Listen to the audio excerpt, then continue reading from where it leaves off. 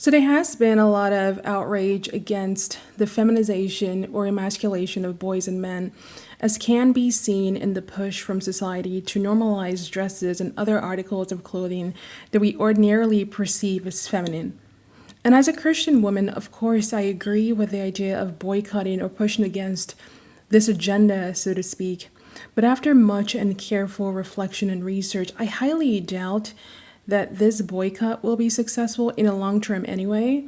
In fact, I believe that for it to be remotely successful, we will have to revisit and question other dress practices that we've long accepted as normal in our society today.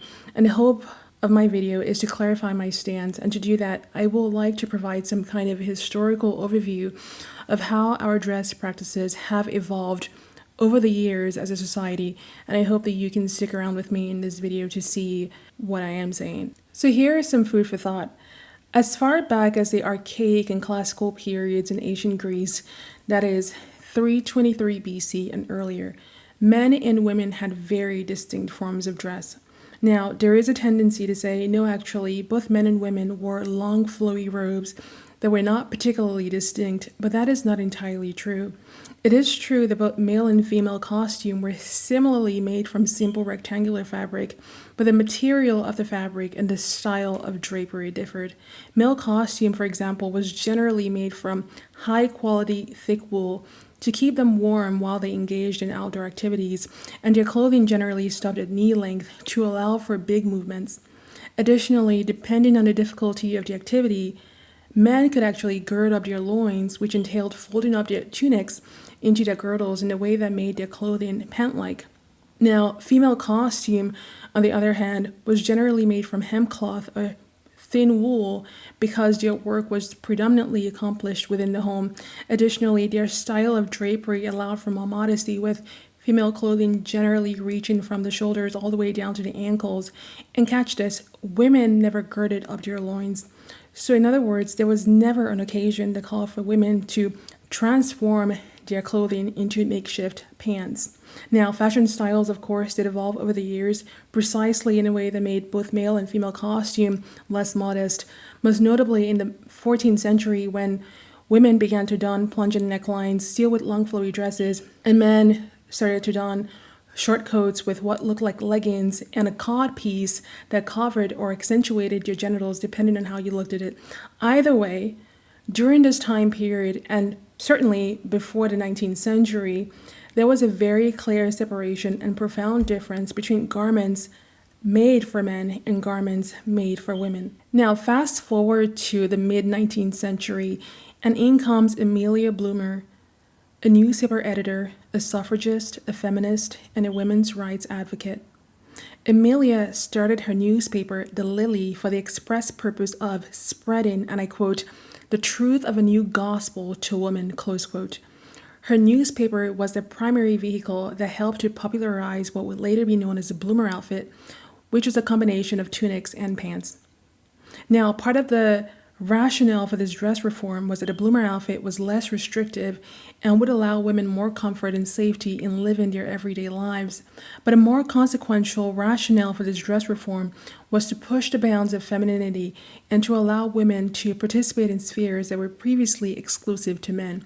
Now, unfortunately for Amelia and her friends, they were subjected to a lot of chastisement for this dress reform, so much so that Amelia herself abandoned wearing the costume by 1859. Now, despite what seemed like a huge victory for culture, the Bloomer outfit being gone, the seed was already planted, and by the mid-20th century, pants were back in for women and in fact became an everyday or staple clothing in the female wardrobe. Now, fast forward to the 21st century, precisely 2023, and it seems outlandish to suggest that female pants are an appropriation of men's clothing, and anyone who attempts to make this point will be met with the same old tired line. Well, men and women wore robes back in the day, so pants aren't exactly a masculine attire. Of course, I already responded to that, but I will share more in a bit. Or this line too, well, nice try. There is something called female pants, and I get them from the women's section of the store. Or this line too, especially from Christians. It is a matter of conviction. If you're convicted to not wear pants, then don't wear pants. I don't have that conviction. But these arguments, unbeknownst to their proponents and perhaps to their dismay, are making the case for men, even straight men, to wear dresses. Because I mean, if women and men wore robes back in the day and pants aren't exactly masculine, it also follows that dresses aren't exactly feminine either. And if your basis for classifying your pants as feminine is simply because you get them from the female section or the women's section of the store, then why are you so opposed to a man buying a dress from the men's section of the store? And if it's all a matter of conviction, then why are you so disturbed by the idea of a man in a dress? Perhaps he could be very well Christian like you but doesn't share your conviction. Shouldn't that be just fine?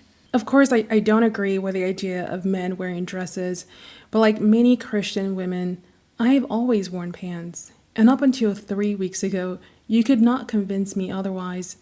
You see, I really do admire people who try to give up worldly lifestyles to please God. And I've always had a very strong admiration for women who for long have cautioned against the idea of wearing pants. I even fancied the thought of living more simply and separately from the world like them, but I was never strongly convinced that pants belonged to men and were thus inappropriate for women to wear, in line with Deuteronomy 22:5. But 3 weeks ago, as I thought about how our world is very rapidly devolving into insanity, I began to do some research and then it clicked. You see, we've been here before. The same way Amelia Bloomer and Elizabeth Stanton got negative reception for the Bloomer outfit is the very same way that Anthropology and Target and any other store that seeks to advance the idea of boys and men in dresses are being met with outrage today. But just like the Bloomer outfit went away relatively quickly because of the ill reception, just for female pants to come back in full force a few decades later, we shouldn't be surprised if we see the same thing happen again. And by the same thing, I mean that what seems like a successful boycott of Target and Anthropology today may very well be followed by men's dresses becoming more mainstream a few years or decades from now. So before we cry about the devil being very busy today, and trust me, I cry about that a lot, I wager to say that he's no more busy today than years ago when Christian women adopted the new gospel from culture that women can wear pants. In fact, arguably, the devil is less busy today because the issue we are currently facing is simply a logical downstream consequence. The saying goes, you give an inch to the devil and he takes a mile. The only way I see us Christians remotely winning the battle on this one is if we concede that we made a mistake about women wearing pants and reverse course. Otherwise, and I hate to say it, straight men, I dare say, even Christian men in dresses are here to stay. The very same way the straight Christian women wear pants and we see it as normal. Anyhow, I am no dress historian because I see that nowadays you have to specialize in an area to be able to speak about it.